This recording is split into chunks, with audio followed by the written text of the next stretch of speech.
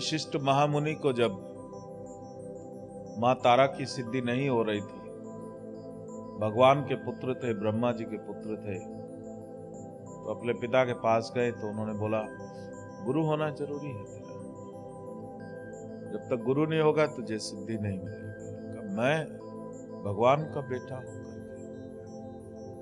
गुरु चाहिए। भगवान नारायण हरि कृष्ण का अवतार लेकर के आए तो उन्होंने भी महर्षि उपमन्यु जी के पास जाकर के शिव योग की दीक्षा ली और उनका जो परम योग है, ये भगवान की लीला होती है बताने के लिए कि गुरु का होना जरूरी है। भगवान राम भी अपने गुरु के पास गए। महर्षि वेदव्यास के पुत्र सुखमनि, उनको भी उनके पिता ने कहा कि तुम्हें गुरु चाहिए। उनका इतने बड़े महर्षि का पुत्र होकर के अहंकार हो गया था उनको, सुखमनि को अहंकार हो गया था। इतने बड़े महर्षि की संतान हूं मैं, इतना तेज है मेरे भीतर। तो वेदव्यास मुनि ने कहा कि इसका अहंकार मिटना जरूरी है। तो उन्होंने कहा तेरे को गुरु चाहिए। तो गुरु की क्या जरूरत, मेरे घर में ही गुरु बैठा है। सभी गुरुओं का गुरु व्यास मुनि नहीं, गुरु चाहिए। और कौन गुरु होगा? तो राजा जनक तेरा गुरु होगा।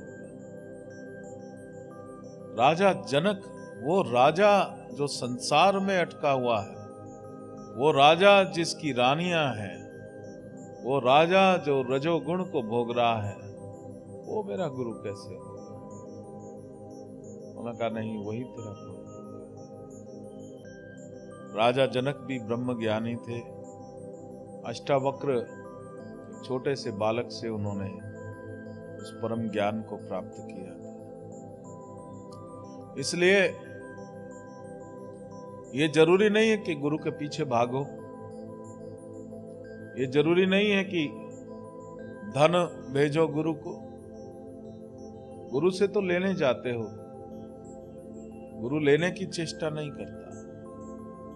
गुरु तो हमेशा देता है और गुरु से मन का संबंध होता है, शरीर नहीं। शरीर कहां भागना। जो वास्तव में शिष्य है वो हजारों मील दूर बैठ करके भी शिव योग की पद्धति जो तुमको सिखाई है, गुरु का आवाहन करेगा तो गुरु तुरंत वहां चला आएगा। उसको जरूरत नहीं है। और शरीर से ज्यादा शक्तिशाली प्राण, प्राण से ज्यादा शक्तिशाली मन, मन से ज्यादा शक्तिशाली चेतना। और गुरु से चेतना का संबंध होना चाहिए। पहले मन का संबंध, और उस मन के अंदर पवित्रता लाते लाते उस प्योर कॉन्शियसनेस का संबंध होना चाहिए। क्योंकि गुरु शरीर नहीं है, गुरु तत्व है। जैसे 5 तत्वों से ये शरीर बना है, और जब तत्व शुद्धि होती है तो छठा तत्व जागृत होता है और उसको गुरु तत्व कहा जाता है।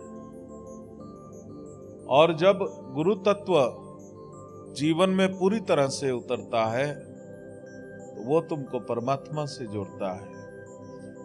और 7वां तत्व है परम तत्व। वो जब जागृत होता है तो वही मनुष्य जो है वो शिवोहम शिवोहम वो कह उठता है।